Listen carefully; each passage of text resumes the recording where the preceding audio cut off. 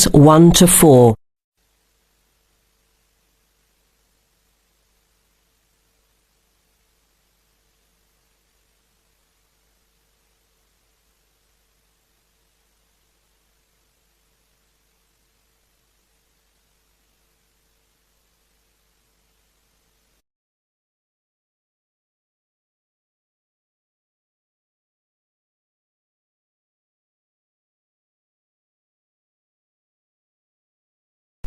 Now let's begin. Answer the questions as you listen. You will hear the recording once only. Listen carefully to the conversation and answer questions 1 to 4. OK, who's next, please? I think I am. How can I help you? I just came in on flight 372 from Singapore at 11:30 and my luggage hasn't arrived. I've been waiting at the baggage claim for about half an hour now and everything seems to have come off the plane. The conveyor belt has stopped and all the passengers have gone. So I came here to find out what has happened to my bag. Can I see your ticket, please? Here it is. So you came from Hong Kong today and changed planes in Singapore, right? Yes, the connection in Singapore was a tight one. The plane got in late and I had to rush to get to the next flight. That's the problem right there. There wasn't enough time to get your bags onto the connecting flight. Normally Singapore Airport is very efficient. Now, I need you to fill in these forms. Your name? Jenny Lee. Address? I guess you want my address here. I'm staying with relatives. Just a minute, I'll have to look it up. It looks like 583. No, it's 533 East 67th Street in Riverside. Do you have the phone number there? Yes, I do. It's 9301 4269. So you came in on Qantas Flight 392. Do you know the number of the flight out of Hong Kong? Let me see. I think it was Cathay Pacific 900 or something. Oh yes, it says here, CX912. Before you hear the rest of the conversation, you have some time to look at questions 5 to 10.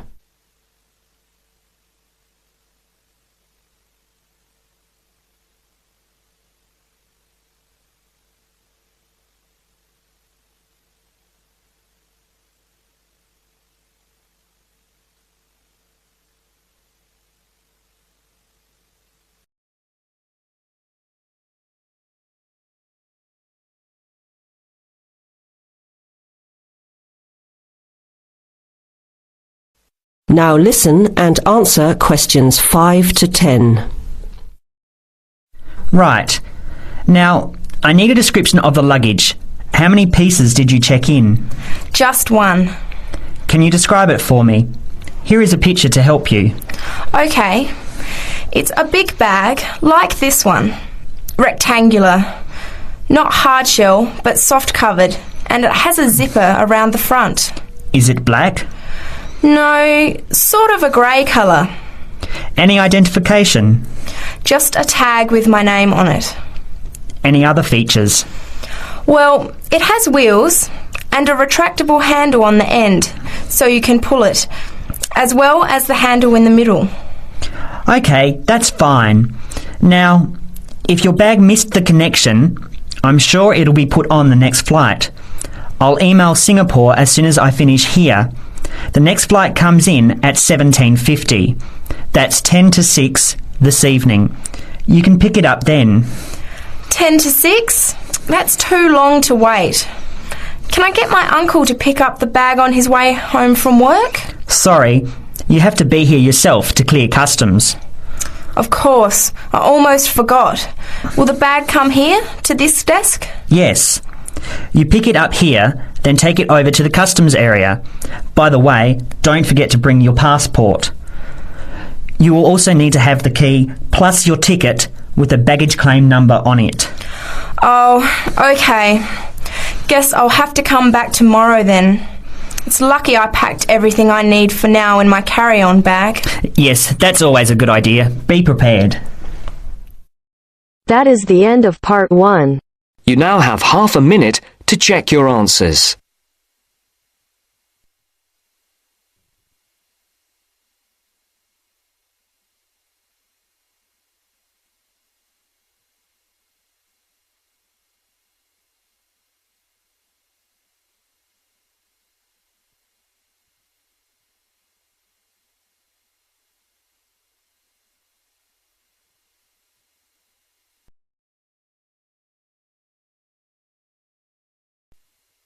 Now turns to part 2. Part 2. Listen to the conversation between the woman and the man and answer the questions. First, you have some time to look at questions 11 to 17.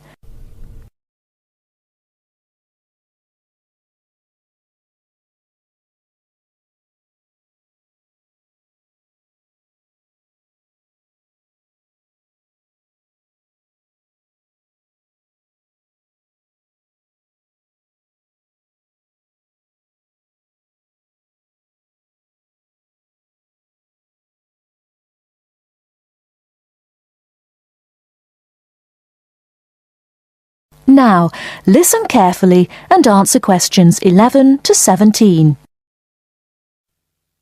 Hello, Paragliders Paradise. How can I help you? Oh, hi. I'm interested in doing a course in paragliding. Which course are you interested in? Well, I'm not sure. What's available? Well, we've got the introductory course which lasts for 2 days. Okay. Or there's the 4-day beginner's course, which is what most people do first. I'd tend to recommend that one. And there's also the elementary pilot course, which takes 5 to 6 days depending on conditions. We might try the beginner's course. What sort of prices are we looking at? The introductory is $190. The beginner's course, which is probably what you'd be looking at, is $320. No, sorry, $330. It's just gone up. And the pilot course is $430. Right. And you also have to become a member of our club so that you're insured. That'll cost you $12 a day. Everyone has to take out insurance, you see. Does that cover me if I break a leg? No, I'm afraid not. It's only third party and covers you against damage to other people or their belongings, but not theft or injury. You would need to take out your own personal accident insurance. I see. And what's the best way to get to your place? By public transport, or could we come by bike? We're pretty keen cyclists. It's difficult by public transport, though there is a bus from Newcastle. Most people get here by car, though, 'cause we're a little off the beaten track. But you could ride here, okay? I'll send you a map. Just let me take down a few details. What's your name? Maria Gentle. And your address, Maria? Well, I'm a student staying with a family in Newcastle. So it's care of... Care of Mr. and Mrs. McDonald. Like the hamburgers? Yes, exactly. McDonald. The post office box address is probably best. It's P.O. Box 676, Newcastle. Is there a fax number there? Because I could fax you the information. Yes, actually there is. It's 0249, that's for Newcastle, and then 775431. Okay, now if you decide to do one of our courses, you'll need to book in advance and to pay when you book. How would you be paying? By credit card, if that's okay. Do you take Visa? Yes, fine. We take all major cards, including Visa. Okay then. Thanks very much. The girl is telling her friend about the course. Before you hear the rest of the talk, you have some time to look at questions 18 to 20.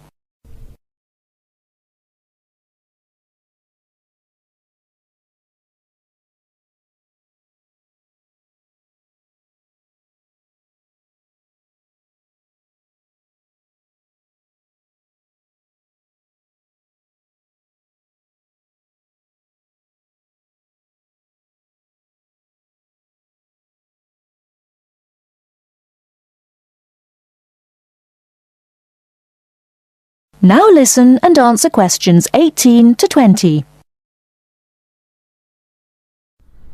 Hi, Pauline. Hi, Maria. What's that you're reading? Just some information from a paragliding school. It looks really good fun. Do you fancy a go at paragliding? Sure. Do you have to buy lots of equipment and stuff? Not really. The school provides the equipment, but we'd have to take a few things along.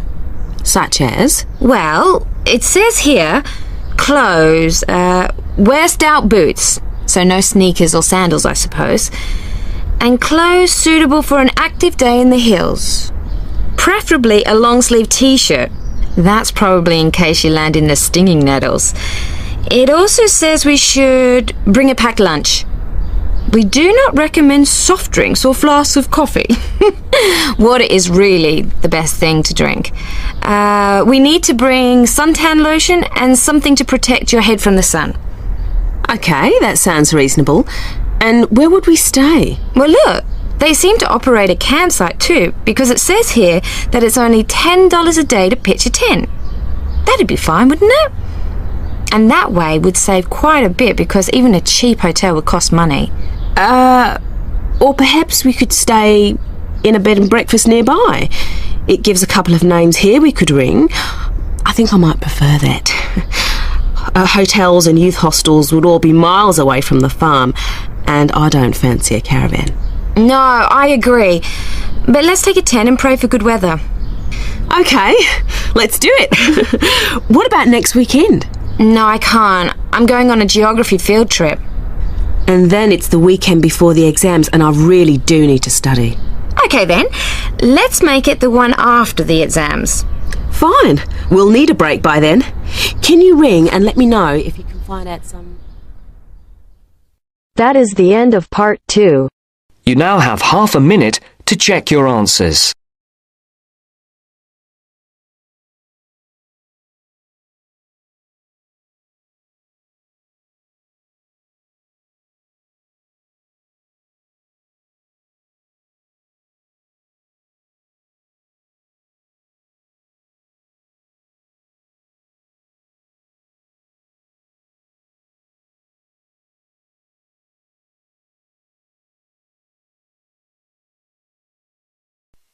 Now turns to part 3. Part 3. Listen to the conversation between two students, John and Carol. They have a list of the names of authors whose books have been given to the library. They have to classify the authors as writers of cookery, sports or travel books. First, you have some time to look at questions 21 to 25.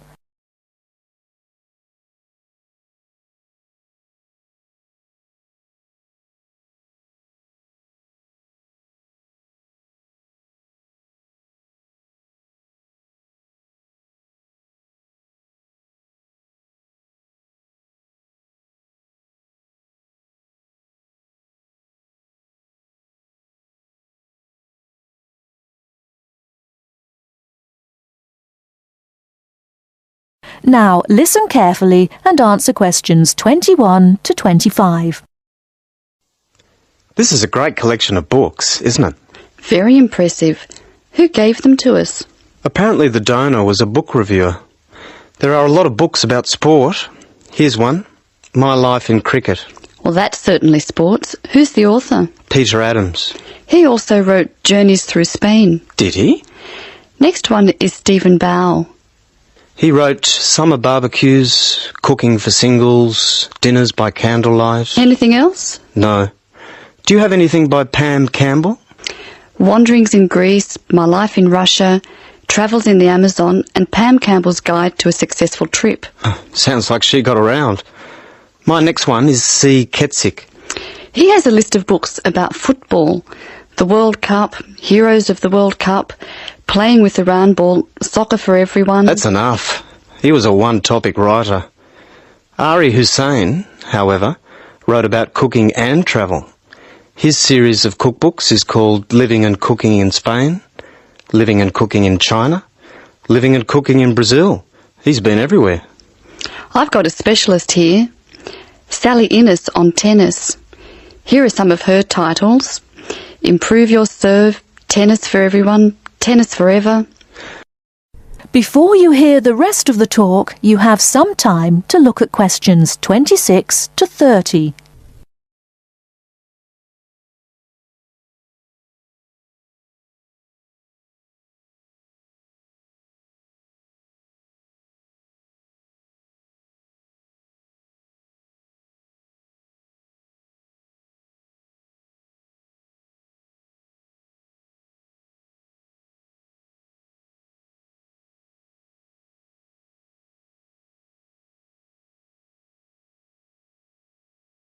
Now listen and answer questions 26 to 30.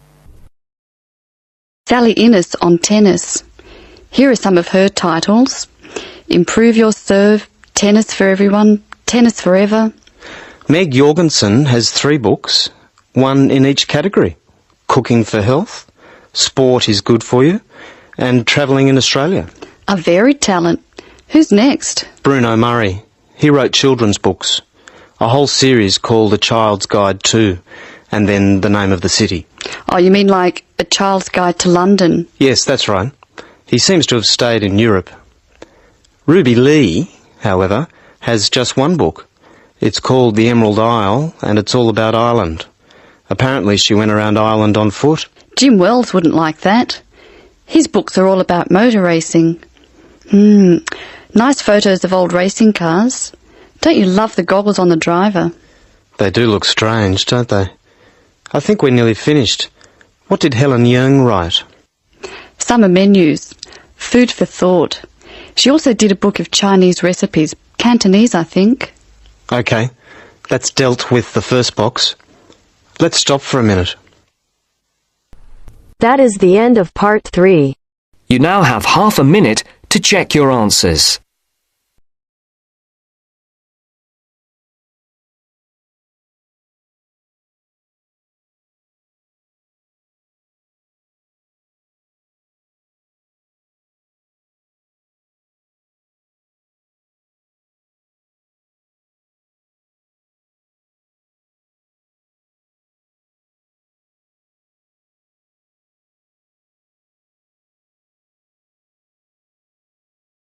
Section 4.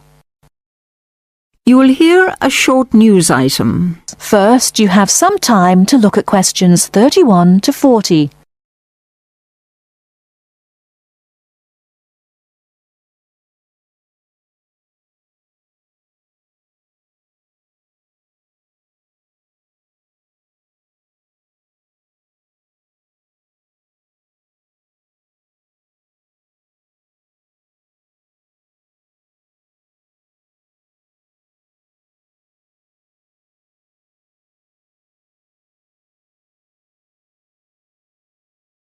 Now listen carefully and answer questions 31 to 40.